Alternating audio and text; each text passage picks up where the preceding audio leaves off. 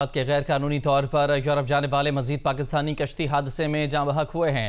ابتدائی اطلاعات کے مطابق ان کی تعداد 44 بتائی جا رہی ہے۔ ان میں سے 7 کا تعلق گجرات سے تھا۔ 6 دیگر غیر ملکی بھی ہلاک ہوئے ہیں۔ 36 افراد کو بچا لیا گیا۔ کشتی حادثے میں جاں بحق 44 پاکستانیوں میں سے 15 افراد کے نام سامنے آ گئے ہیں، جن کا تعلق گجرات، منڈی بہاؤدین اور گجرانوالہ سے تھا۔ حادثے میں زاہد بٹ سمیت 14 افراد بچ گئے۔ زاہد بٹ نے گھر والوں کو ٹیلی فون پر بتایا کہ انسانی سمگلرز تمام افراد کو موریتانیہ کے ویزوں پر مختلف ایئرپورٹ سے لے کر گئے تھے۔ موریتانیہ میں ان افراد کو ایک سیف ہاؤس میں رکھا گیا تھا۔ سمگلرز مراکش میں کشتی روک کر پیسوں کا تقاضا کرتے رہے۔ تشدد بھی کیا گیا۔ شدید سردی اور بھوک سے کشتی سوار افراد بیمار پڑ گئے تو سمگلرز نے کشتی سے اٹھا کر سمندر میں پھینک دیا۔ رانا انصر کی رپورٹ دیکھیے۔ بہتر مستقبل کی تلاش اور غیر قانونی ہجرت کے راستے پر چلنے والے پاکستانی ایک بار پھر سے موت کی آغوش میں چلے گئے۔ موریتانیہ سے اسپین جانے والی کشتی حادثے کا شکار ہو گئی۔ کشتی میں 66 پاکستانیوں سمیت 86 افراد سوار تھے۔ حادثے کا شکار ریحان عمر فاروق علی رضا ابوبکر کا تعلق گجرات کے گاؤں جوڑا کرنانا سے تھا، جبکہ اسی گاؤں کے رہائشی اور حادثے میں بچ جانے والے زاہد بٹ کا اہل خانہ سے ٹیلی فون پر رابطہ ہو گیا ہے۔ حادثے میں جاں بحق اور لاپتہ ہونے والوں کے اہل خانہ کا کہنا ہے کہ ان کے عزیزوں نے انسانی سمگلرز کو بھاری رقوم ادا کی تھی تاکہ وہ یورپ پہنچ سکیں۔ جو ہمارا بھائی ہے نا عمر فاروق، وہ تقریباً 3-4 مہینے پہلے گیا تھا بائی ایئر موریتانیہ۔ ادھر سے ایجنٹ نے بولا تھا وہ اچھے طریقے سے لے کر جاؤں گا موریتانیہ سے اسپین۔ وہ 2 تاریخ والے دن ہمارا رابطہ ہے اس سے شپ میں بیٹھتے ہوئے، تو جب بیٹھا شپ میں تو رابطہ ختم ہو گیا ہے۔ ایک اس کی ڈیتھ ہو گئی ہے اور کافی لوگ ہیں۔ تو اس نے بتایا تھا کہ ایجنٹ نے کہا کہ ہمیں بائی ایئر لے کے جائے گا۔ 2 جنوری کو ہماری بات ہوئی تھی اس کے ساتھ۔ اس نے بتایا تھا کہ ابھی ہم کشتی کے تھرو جا رہے ہیں موریتانیہ کے علاقے سے اسپین کی طرف۔ ایجنٹ نے کتنے پیسے میں اس کی ڈیل کی تھی؟ اراؤنڈ 45 لاکھ۔ گجرات کے ہی گاؤں ڈھولا سے تعلق رکھنے والے عاطف، عاقب اور جانی مہر بھی سنہرے مستقبل کا خواب سجائے منزل پر پہنچنے سے پہلے ہی جاں بحق ہو گئے۔ اسپین کشتی حادثے میں جاں بحق مزید پاکستانیوں کے نام بھی سامنے آ گئے ہیں۔ کشتی حادثے میں 15 جاں بحق افراد کی شناخت ہو گئی ہے۔ جاں بحق ہونے والوں کا تعلق گجرات، گجرانوالہ اور منڈی بہاؤدین سے تھا۔ اسی بارے میں تازہ ترین صورتحال جاننے کے لیے ہم نے رابطہ کیا ہے نمائندہ جیو نیوز رانا انصر سے۔ جی رانا انصر، بتائے گا مزید کیا ڈیٹیل سامنے آئی ہیں اس حوالے سے؟ جی دیکھیں، مراکش میں جو کشتی حادثہ ہوا ہے اس کی جیسے جیسے تفصیلات ہم تک پہنچ رہی ہیں ہم آپ سے شیئر کر رہے ہیں۔ پہلے 7 افراد کے نام سامنے آئے تھے جن کا تعلق گجرات سے تھا۔ ابھی 8 مزید افراد کی شناخت ہوئی ہے۔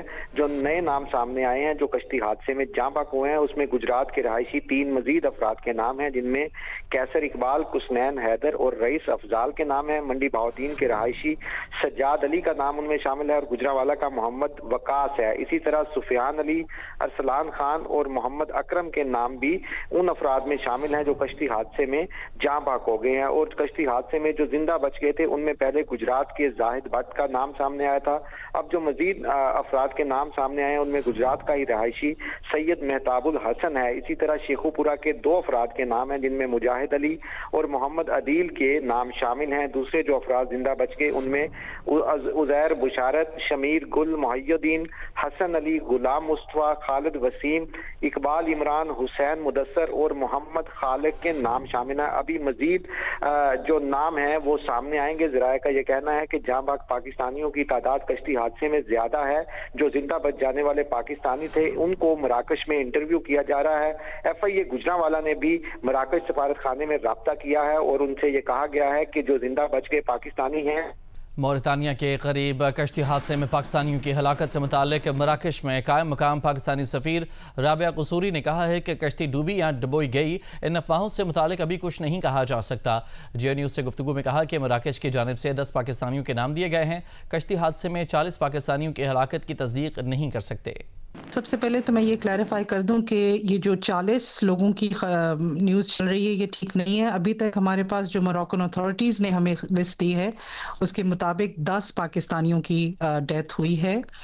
बेसिकली हुआ ये है कि मौरितानिया से ये ship some time in the first week of January चली थी, जिसमें 60 के करीब पाकिस्तानीज, ये भी फिगर अभी कंफर्म नहीं है हमारे पास कि ये 60 हैं या ज़्यादा हैं या कम हैं, ये पाकिस्तानीज चले इन boats and they were कैप्साइज्ड of the दाखला पोर्ट, यानी मोरक्को का एक पोर्ट है दाखला, वहाँ पर ये बोट्स कैप्साइज हुई हैं।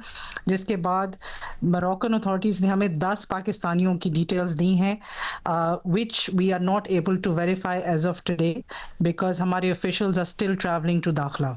इसके अलावा हमारे पास 35 सर्वाइवर्स की भी एक लिस्ट हमें बताया गया है, sorry not a list, 35 survivors का नाम बताया गया है, but we do not know how many of those are Pakistanis. हमारे पास वो लिस्ट आई तो है मगर हमारी डिटेल्स के साथ मैच नहीं कर रहे उनमें से कुछ नाम। कुछ सर्वाइवर्स भी निकले हैं उसमें से। I will have a complete detail of this particular information जब हमारे ऑफिशियल्स उनसे बात करेंगे, और फिर ही कुछ पता चल सकेगा कि वेदर इट कैप्साइज्ड या और कोई रूमर्स जो भी चल रही हैं इस वक्त, वेदर दोज वर ट्रू। सदर ममलिकत आसिफ अली ज़रदारी और वज़ीर आज़म शहबाज शरीफ ने मराकश में कदसी हादसे में पाकिस्तानियों की हलाकत पर इजहार अफसोस किया है। वज़ीर आज़म ने मुतालिका हुकाम से वाक़े की रिपोर्ट तलब कर ली है। वज़ीर आज़म ऑफिस के एलामिया के मुताबिक वज़ीर आज़म ने कहा कि इंसानी स्मगलिंग के मकरूह अमल में मुलव्वस अफराद के खिलाफ सख्त कार्रवाई होगी। सदर ने जाँ बहक अफराद के लिए दुआए मग़फ़िरत की और अहले खाना के लिए सब्र जमील की दुआ की। सदर ने इंसानी स्मगलिंग की रोकथाम के लिए मौसर इक़दामात की ज़रूरत पर जोर दिया है। गिरफ्तार सियासी कारकुनों की सज़ाएं मुअत्तल की जाएं। 9 मई और 26 नवंबर के वाक़यात की तहकीकात के लिए 7 दिनों में 2 इंक्वायरी कमीशन तश्कील दिए जाएं। हुकूमत और PTI के दरमियान मुज़ाकरात के तीसरे दौर में तहरीक इंसाफ ने 22 तहरीरी मुतालबात पेश कर दिए। तफसीलात वक़ार सती की इस रिपोर्ट में। मुल्क भर में गिरफ्तार सियासी कारकुनों की जमानत और सजाएं मुअत्तल की जाएं। 9 मई और 26 नवंबर के वाकयात की तहकीकात के लिए तहरीक इंसाफ और हुकूमत की बाहमी रजामंदी से 7 दिनों में 2 इंक्वायरी कमीशन तश्कील दिए जाएं। Commission chief justice of Pakistan या सुप्रीम कोर्ट के 3 जजेस पर मुश्तमिल हो। कमीशन की कार्रवाई अवाम और मीडिया के लिए खुली होनी चाहिए। स्पीकर कौमी असम्बली सरदार अयाज सादिक की ज़ेर सदारत इजलास में हुकूमत और तहरीक इंसाफ के दरमियान मुज़ाकरात में PTI ने तहरीरी मुतालबात पेश कर दिए। तहरीक इंसाफ ने 9 मई 2023 के वाकयात से मुतालिक कमीशन से जुड़े 9 मुतालबात भी पेश किए। इनमें कहा गया है कमीशन 9 मई 2023 को बानी चेयरमैन की गिरफ्तारी के वाकयात की कानूनी हैसियत की तहकीकात करे। बानी चेयरमैन की गिरफ्तारी के तरीक़ेकार, जिम्मेदारान की कानूनी हैसियत। 9 मई को मुल्क भर में बानी की गिरफ्तारी के बाद के हालात की भी तहकीकात की जाए। खास तौर पर इन हालात की भी तहकीकात की जाए कि जिनमें ग्रुपों या अफराद को आला सिक्योरिटी मुकामात तक रसाई दी गई। गिरफ्तार अफराद के साथ और 9 मई वाकयात पर मुतअद्दिद FIRs के अंदराज की तहकीकात का भी मुतालबा किया गया है। कमीशन 9 मई को मीडिया सेंसरशिप और सहाफ़ियों को हरासा करने के वाकयात, इंटरनेट बंदिश की कानूनी हैसियत और इसके असरात की भी तहकीकात करे। तहरीक इंसाफ ने दूसरे कमीशन की जानिब से तहकीकात से जुड़े 7 मुतालबात भी किए। दूसरा कमीशन 2024 में 24 से 27 नवंबर के दौरान वाकयात की तहकीकात के लिए इस्लामाबाद में मुजाहिरीन पर फायरिंग और ताकत के इस्तेमाल का हुक्म देने वालों की शिनाख्त की जाए। शोधा और जख्मियों की तादाद पर अस्पतालों और मेडिकल सहूलियात की CCTV रिकॉर्डिंग की जांच की जाए। कमीशन FIRs के अंदराज में दरपेश मुश्किलात की तहकीकात करे। वकार सत्ती, जियो न्यूज़, इस्लामाबाद। तहरीक इंसाफ के चेयरमैन बैरिस्टर गौहर ने कहा है कि मुज़ाकरात फ्रंट डोर से हों या बैक डोर से कामयाब होने चाहिए। अगर 9 मई और 26 नवंबर के हवाले से जुडिशल कमीशन न बना तो मुज़ाकरात आगे नहीं बढ़ेंगे। कैपिटल टॉक में बात करते हुए उन्होंने कहा कि खैबर पख्तूनख्वा अली अमीन गंडापुर के साथ आर्मी चीफ से मुलाकात हुई जो सिर्फ अमन व अमान के हवाले से थी। पहले आपने कहा कि मीटिंग नहीं हुई, फिर बाद में खान साहब ने तस्दीक कर दी। आपका इस पे क्या मौक़िफ़ है? हमारी मीटिंग हुई थी, एक इंटरेक्शन इनके साथ हमारा ज़रूर हुआ था, लेकिन मेरे और अली अमीन साहब के जो लोकल है लॉ एंड ऑर्डर सिचुएशंस पे थे और कुरम वाली बातें थी। लेकिन उसको क्या डिस्क्लोज़ करना मैं तब करता हूँ जब मैं खान साहब से ब्रीफिंग लेता हूँ, खान साहब को अपडेट करता हूँ। आज उन्होंने ख़ुद डिस्क्लोज़ किया था मुज़ाकरात चाहे फ्रंट डोर से कामयाब हो चाहे बैक डोर से कामयाब हो, लेकिन मुज़ाकरात हर सूरत कामयाब हो। जो राना साहब को मैंने सुना है तो मुझे उसकी इस प्रेस कॉन्फ्रेंस से और उनकी गुफ्तगू से फर्स्ट टाइम मायूसी हुई। अगर जुडिशल कमीशन नहीं बनता फिर क्या करेंगे? देखिए ये खान साहब ने बड़ा क्लियर किया हुआ और हम चाहते हैं कि अगर आप एटलीस्ट कमीशन की तरफ आगे नहीं बढ़ते, मेरा नहीं ख्याल कि मुज़ाकरात का सिलसिला चलेगा। इमरान खान साहब 2025 में रहा हो जाएंगे इंशाअल्लाह ताला। 2025 जो है तब्दीली का साल है इंशाअल्लाह। वज़ीर आज़म के मशीर बराए सियासी अमूर राना सनाउल्लाह ने कहा है कि PTI ये गलत तासुर दे रही है कि जिन मामलात पर उसके हमसे मुज़ाकरात हो रहे हैं انہی معاملات پر اس کی آرمی چیف سے بھی بات ہوئی۔ جیو نیوز کے پروگرام آشا زیب خانزادہ کے ساتھ میں بات چیت کرتے ہوئے انہوں نے کہا کہ پی ٹی آئی نے سیاسی بات چیت کی کوشش کی لیکن ہم مصدقہ اطلاعات یہ ہیں کہ ایسا نہیں کر سکے۔ اگر بات ہونی بھی ہو تو کیا وہ آرمی چیف کی سطح سے شروع ہوتی ہے؟ ایسی کوششیں انہوں نے پہلے بھی کی ہیں، لیکن یہی جواب ملا کہ 9 مئی پر بات کرنی ہے تو پہلے اس کی معافی مانگیں، اور سیاسی بات کرنی ہے تو سیاسی جماعتوں سے بات کریں۔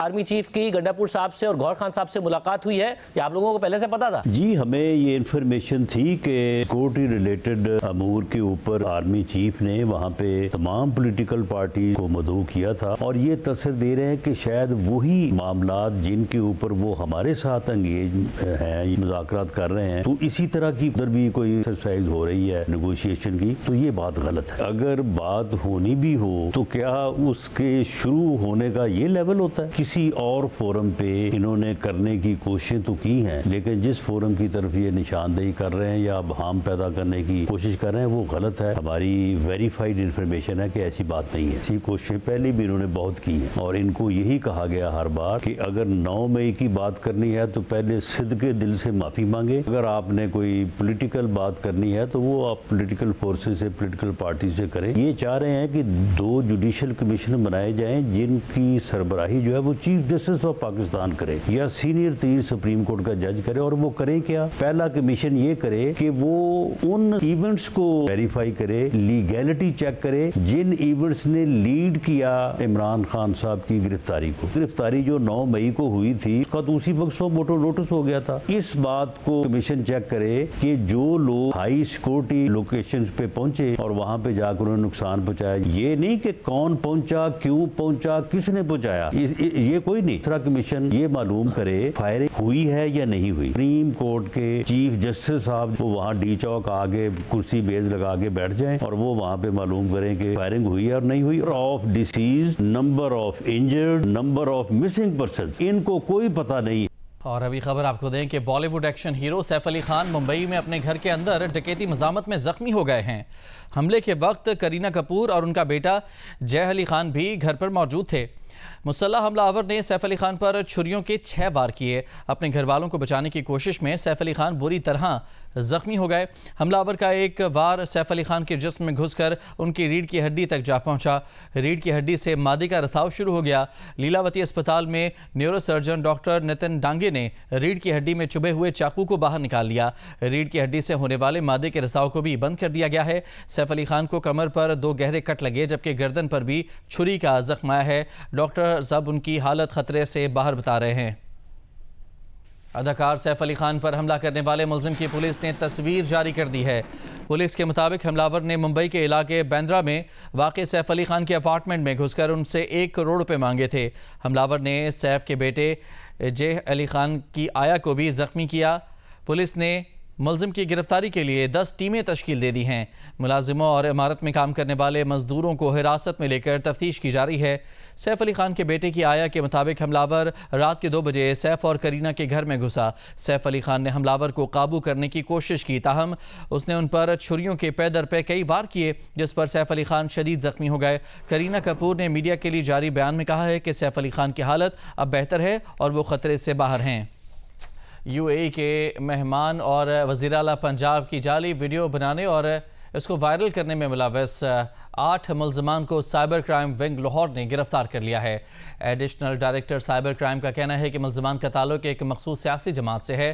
پی ٹی آئی رہنما شہباز گل کو بھی جلد گرفتار کر کے ملک دشمن سازش کو ناکام بنایا جائے گا۔ لاہور سے زاہد شیروانی کی report. Additional director cyber crime wing Lahore Chaudhry Sarfraz نے پریس کانفرنس میں بتایا کہ 5 جنوری کو یو اے ای وفد پاکستان آیا تھا۔ وزیر اعلیٰ پنجاب کے ساتھ ان کی فیک ویڈیوز بنا کر وائرل کی گئیں۔ اس مہم میں ملوث 8 ملزمان کو پکڑ لیا گیا ہے۔ یہ لوگ بیرون ملک بیٹھ کر مہم چلاتے ہیں۔ انٹرنیشنل فیک نمبرز بھی فروخت ہو رہے ہیں۔ جس نے بھی یہ پوسٹ کی ہے ہم اس کو چھوڑیں گے نہیں۔ ہم اس کو پکڑ کے لائیں گے، چاہے وہ پاکستان میں ہے چاہے وہ پاکستان سے باہر ہے. ہم اس کو 87 کی کارروائی سٹارٹ کر چکے ہیں. جب پرپیچیکولر وارنٹ ان کے ایشو ہو جائیں گے تو 88 کی کارروائی سٹارٹ کر کے ان کی تمام جائیدادیں، ان کے شناختی کارڈ، ان کے پاسپورٹ، ہر چیز پاکستان سے ہم جو ہے ان کا بین کریں گے. چودھری سرفراز کا کہنا تھا کہ ملزمان کے موبائل فون سے شہباز گل کی جانب سے بجایا گیا مواد بھی برآمد ہوا ہے، جس کی فرانزک رپورٹ جلد آ جائے گی. اس کام میں عمران ریاض بھی ملوث ہے. ملزمان نے فیس بک پر جعلی آئی ڈیز بنا رکھی ہیں. بیرون ملک سے بھی ایسے ملزمان کو لایا جائے گا. ان کے پاسپورٹ اور آئی ڈی کارڈ بلاک کیے جائیں گے. شہباز گل سمیت دیگر ملزمان سے متعلق انٹرپول کو لکھیں گے. عادل راجہ کے خلاف بھی انٹرپول کو لکھ دیا ہے. شہباز گل کے اوپر پرچہ دیا گیا ہے اور اسی کی پوسٹیں اور انہی کی جو تمام چیزیں ہیں وہ ان کے موبائلوں سے برآمد ہو چکی ہیں، جن کی فرانزک ہو رہی ہے، اور ہم ان سب کو کیفر کردار تک پہنچائیں گے. اور ایک عمران ریاض خان صاحب ہیں، آپ کے صحافی بھائی، وہ بھی یہی کام کر رہے ہیں، یوٹیوبر. انہوں نے بھی ان چیزوں کو پرووک کیا اور یہ بیسیکلی انیشیٹ انہی دونوں کا ہے. اور انہی دونوں کے انیشیٹو کے اوپر پاکستان کے جو سادہ اور شریف لوگ ہیں یہ ان کی چیزوں کو پوسٹ کرتے تھے اور آج یہ اپنے کام کیے پہ شرمندہ بھی ہیں. چودھری سرفراز نے بتایا کہ فیک ویڈیوز کی مہم چلانے والوں کے زیادہ فالوورز انڈیا سے ہیں. ان ویڈیوز کو شیئرز اور لائک کرنے والے بھی ملزم ہیں. فنانشل فراڈ کرنے والوں کے خلاف بھی کارروائیاں جاری ہیں. کیمرہ مین خواجہ عامر کے ساتھ زاہد شیروانی، جیو نیوز، لاہور. غزہ میں اسرائیلی بمباری جنگ بندی اعلان کے بعد سے جاری حملوں میں بچوں اور خواتین سمیت اب تک 87 سے زائد فلسطینی شہید. القسام بریگیڈ کے ترجمان ابو عبیدہ نے کہا ہے کہ اسرائیلی فوج نے جنگ بندی ڈیل کے بعد ایسے مقام کو نشانہ بنایا جہاں ایک اسرائیلی مغوی خاتون موجود تھیں. اسرائیلی کابینہ میں غزہ جنگ بندی ڈیل پر ووٹنگ ملتوی کر دی گئی. اسرائیلی وزیر آفس کے حماس پر جنگ بندی معاہدے کی متعدد شقوں کی خلاف ورزی کا الزام حماس کا الزام مسترد کر دیا. امریکی وزیر خارجہ اینٹونی بلنکن نے امید ظاہر کی ہے کہ اتوار سے غزہ جنگ بندی معاہدے پر عمل شروع ہو جائے گا. انہوں نے کہا کہ انہوں نے جنگ بندی سے متعلق حتمی معاملات پر امریکی ثالثوں اور قطری حکام سے گفتگو کی ہے. اینٹونی بلنکن نے کہا کہ اسرائیلی وزیر اعظم نے جنگ بندی معاہدے سے متعلق آج جو خدشات ظاہر کیے ہیں امریکہ ان سے آگاہ ہے. امریکہ نتنیاہو اور اسرائیلی ٹیم سے مل کر معاملات حل کرنے کے لیے کوشاں ہے.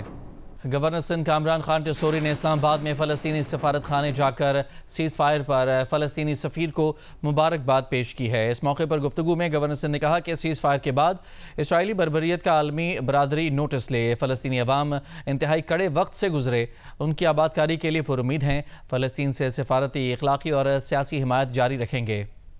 پاکستان اور ویسٹ انڈیز کے درمیان 2 ٹیسٹ میچز کی سیریز کا آغاز آج سے ملتان میں ہوگا. پاکستان نے پلینگ 11 کا اعلان کر دیا.